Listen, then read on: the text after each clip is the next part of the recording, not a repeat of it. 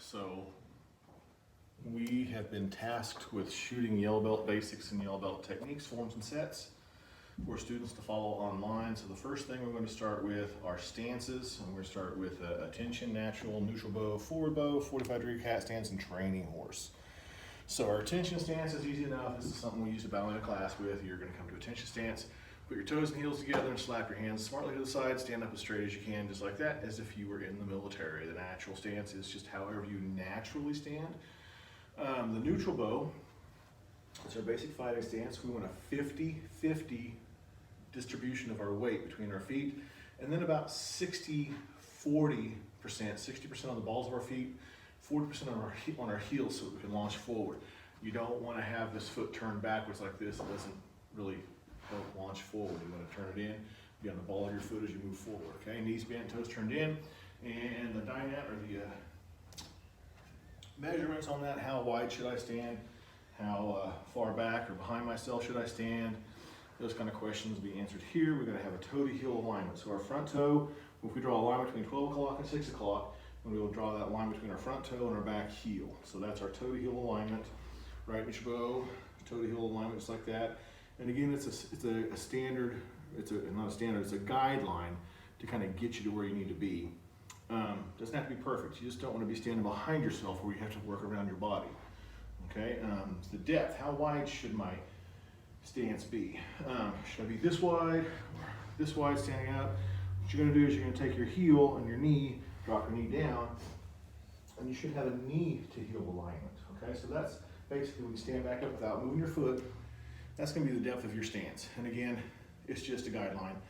You may want to stand a little bit deeper. I've seen people have a lot deeper stances and a lot more shallow stances and just basically stand up like a Taekwondo practitioner.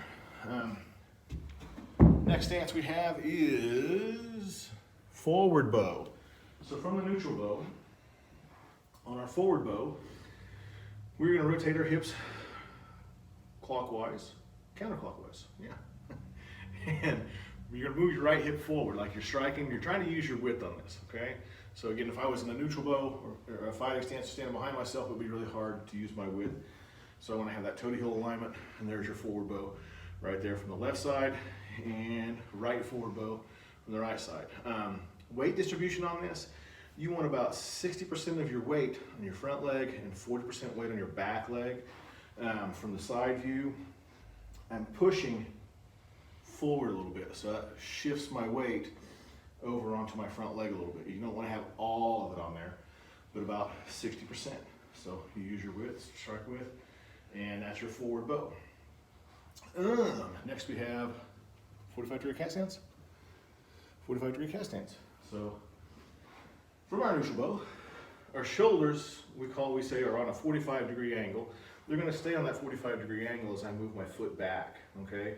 Some people will say it's the foot that's at a 45-degree angle as opposed to a 90-degree, or as opposed to shoulders at a 90-degree. You guys can fight over that all you want. I don't care. 45-degree cat stance, I'm going to slide back. The dimensions on this are about 1.5 feet out. Keep your knee bent, don't stand up, knee bent.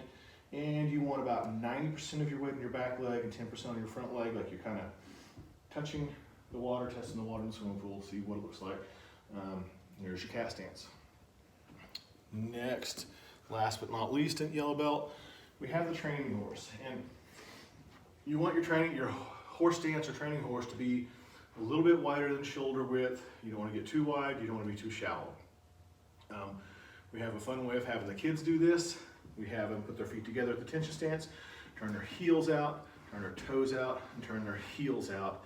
And when you do your horse stance, you always want your toes, try to point them in, pigeon toes as much as possible, and bend your knees. Your knees should be bent far enough you can't see your toes, okay? You should get a good nice pull in your calf muscles on the outside out here, and then you chamber your hands. And this is your training horse stance, okay? All right, that's it for Kempo stances for now.